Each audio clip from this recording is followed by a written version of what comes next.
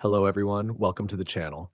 It's King Dylan the Absolute, first of his name, King of YouTube and Content he explores, Lord of the Algorithm, and protector of some stupid shit. I, I don't know. I wish I was that great. But often kings are not as magnanimous as they might appear. Take Aegon in House of the Dragon Season three's premiere episode. I said in a previous non-House of the Dragon video that I was waiting 2 years for the season. But in truth, I've been waiting 4 years to see the outcome of Jace's death. That should have been the finale to season two, but I guess having Rhaenyra lose her son in the finale would seem repetitive. So here it is to end of episode one of the new season, and man, what an episode. I'll point to what was different from the books or left out, and the show just filled in the gaps. To start off with Rhaena, I'm sure it's well known in the community. Besides those who only watch the show and not the books, Rhaena doesn't get Sheepstealer, but it goes to another dragon seed named Nettles. She is the last one to claim a dragon in the Dragon Seed inaugurating event that took weeks and not a single night of feasting commoners to dragons. Nettles creates a divide in Rhaenyra and Daemon's story, becoming Daemon's lover. How shocking, Daemon. Not just sleep with her, seem to love her, and this isn't just a mushroom tale. The Meister writing this account agrees, but the show wanted a more loyal and obedient Daemon for the rest of the show. So I'll guess that is what is. But Rhaena getting a dragon, honestly, she did nothing in the books, so they are making actual use here, but I'm not sure what her plot line would be. Will Rhaenyra blame her for her son's death? I don't see what long-term plot line there can be, since the plot with Nettles ended with Rhaenyra no longer trusting her and Nettles ran away. So what's going to become of Rhaena? Discourse with her sister over getting her fiance killed, comforting her over her fiance being killed. Baela is likely to hide from Rhaenyra Baela's involvement in Jace's death. Jace and Baela act no different than what is mentioned in the books. The show does Jace a disservice with all the ideas he came up to given to other people. Instead, giving him the token idea of getting the Fries on side, which never mentioned in the books, since the Fries joined their River Lords anyway. But I suppose it can easily be one of those scenarios of the history book noir, recording or knowing everything. That's what the show has gone with the whole queens sneaking in the enemy's home base. All stupid. But a good use of this is that I like the reason why the dragon seeds weren't on Dragonstone for the Battle of the Gullet. In the books, it's not said what dragons were in the battle, but it's implied it's the three dragons we see. The dragon seeds are gone, which is stupidity, since they should be taking the front of dragon-killing war arrows instead of the prince. But it being explained they were waiting for Vagar makes this error in the history book clear. Alice is still doing Alice things. She's obviously going to go through the same story with Aemond when he goes to Harrenhal. They are supposed to mirror each other. But maybe instead of having some defined revelation, Aemond will turn darker because he's clearly meant to be the bad guy. Or maybe he will have the realization about his mother. I mean, at this point, the relationship is just abusive. She's literally throwing in the towel, turned into a diehard Rhaenyra stan. This is stupid. In the books, the two were never friends. Alicent was older and acted like a mother to a child, Rhaenyra, but it wasn't that much of a mother-daughter relationship. So I guess that's why they're more bloodthirsty and hate each other in the books. But come on, it shouldn't be all women need to stand together and all that kind of love, unless you're going to make the kiss like Rhaenyra did with Mysaria. That's the only reason I see this all playing out like it. Maybe it's Alicent, younger actor, being confirmed that makes me think that way, but it's stupid. Later in the books, Alicent literally wants to kill Rhaenyra's son, not the ones who are dead. How are we going to get from this to that? Or is another misunderstood part of history? She wasn't actually bloodthirsty. I know this is a spoiler, but it's not really spoiler at this long. They've already told us Rhaenyra is going to take the capital and Aemond is leaving. But Alicent tries negotiating, splitting the kingdom into two, one for each sibling. Is she still going to suggest that in this version now that she's fully rooting for her? At least Haliana sees this and isn't on board. If I was Aemond, or more likely Aegon, I'd call out Alicent now. I'd say, so let me get this straight. You pushed me and my claim to make me king for your family, ambition, and rivalry with Rhaenyra, while at the same time never teaching me to become a king and only judging me when I did unbecoming things as king, while not knowing that then you lied to me about my father making me king and pushed to become coronated, putting me in harm's way of Rhaenyra, and then after op-committing fully, you back out when it's too late and give me over to Rhaenyra to be killed, all for the sake of the realm that you put in war. And all so you can be free of politics, which you wouldn't allow me to be free when I wanted that. Then what was this all for? Something like that. I wrote something a bit back when Alicent was first betraying Aegon. So this is it.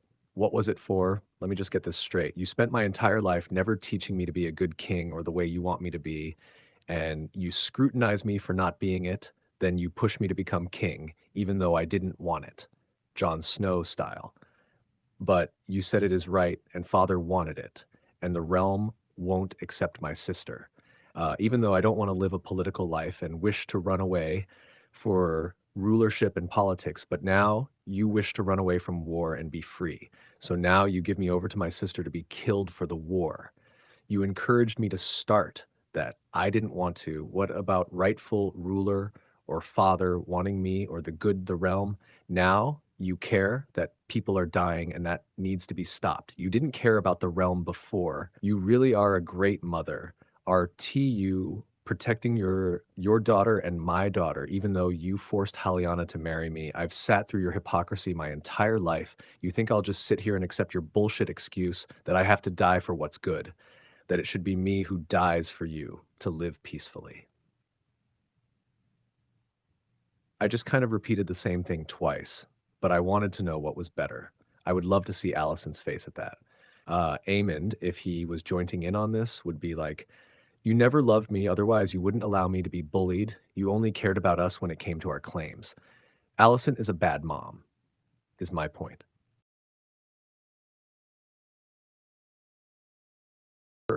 But back to the actual episode. Rhaena is unable to control Sheepstealer. Nettles in the book claimed Sheepstealer by feeding it sheep.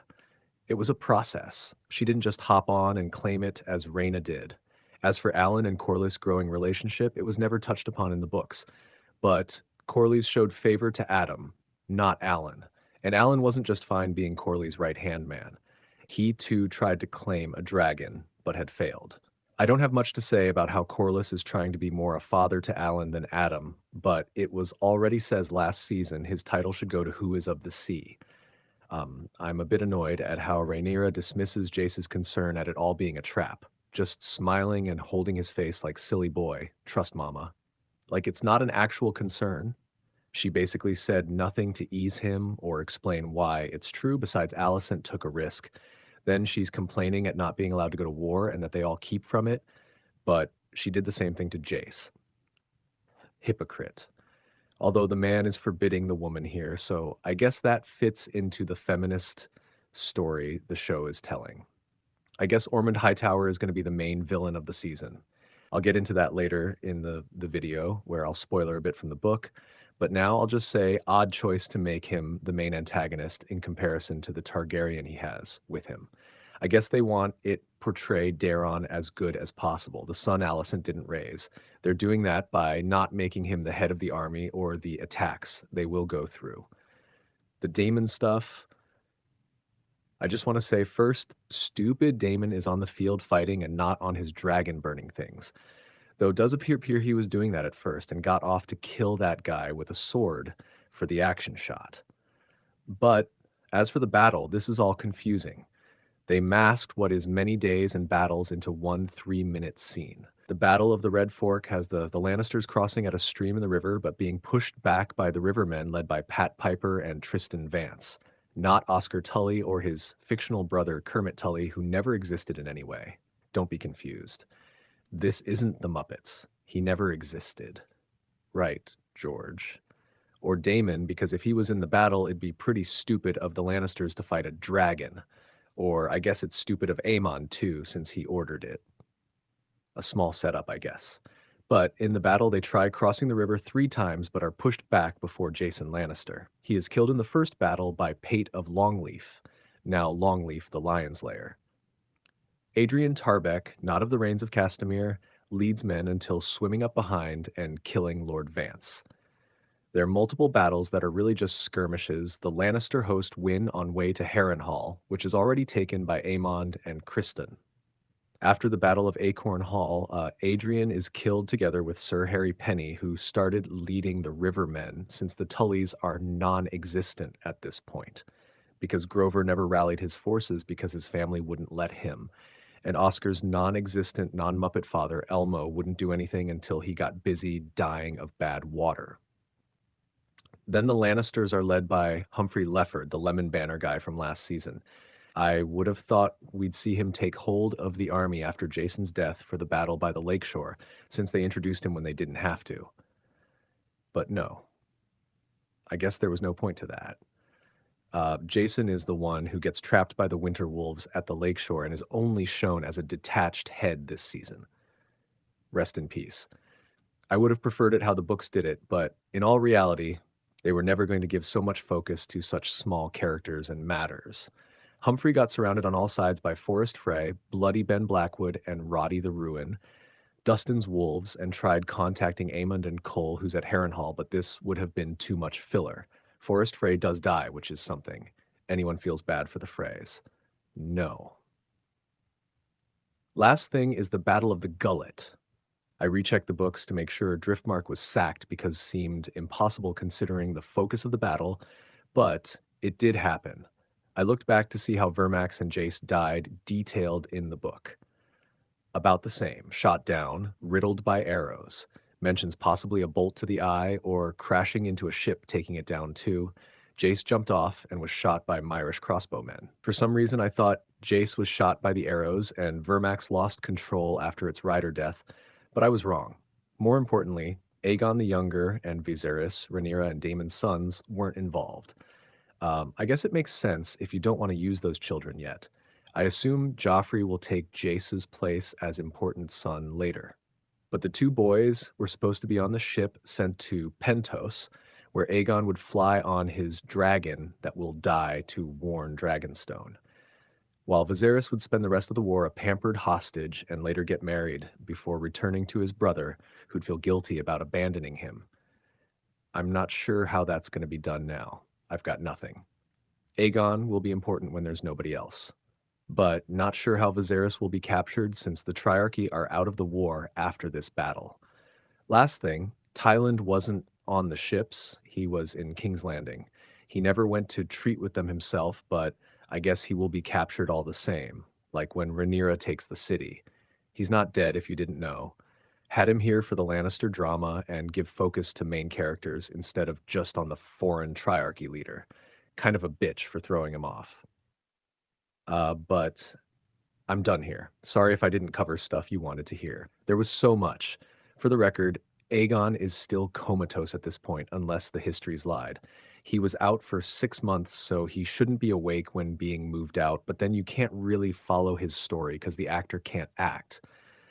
I think this will all be more better, or maybe accurate is the word I'm looking for, if this was animated. I love animation and anime. Would be cool. Not sure how Aegon is going to reach his plot point now, being captured by the enemy, since that didn't happen in the books. But I guess Larys will turn them against Rhaenyra, or someone else. Also, it seemed like the commander was going to have his way with Aegon when he got up close and said, "Beautiful hair." Maybe it's just me. Felt weird. As for the future of the season, I will give what I think are spoilers. Ormond is going to be the main bad of the season. For reasons, Criston won't be around too long to do bad things, so Ormond needs to set up plot with the dragon seeds. I'm not sure what's going to be in this season or what battles.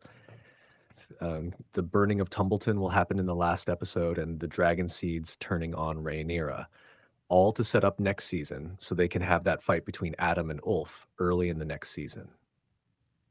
Yeah, 2 more years. Aemond will go through the same plot as Daemon last season to do their endgame battle next season. If that happens this season, I'd be surprised, though I'm not sure what Daemon will do this season with no Nettles.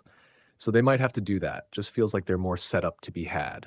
What I said before about Laris turning someone over, I think the commander will take them to Alfred Broom, and he'll chose not to take them to Rhaenyra. He turns traitor at Dragonstone, but probably will do so earlier. But that's all I got. I'm done. Good episode.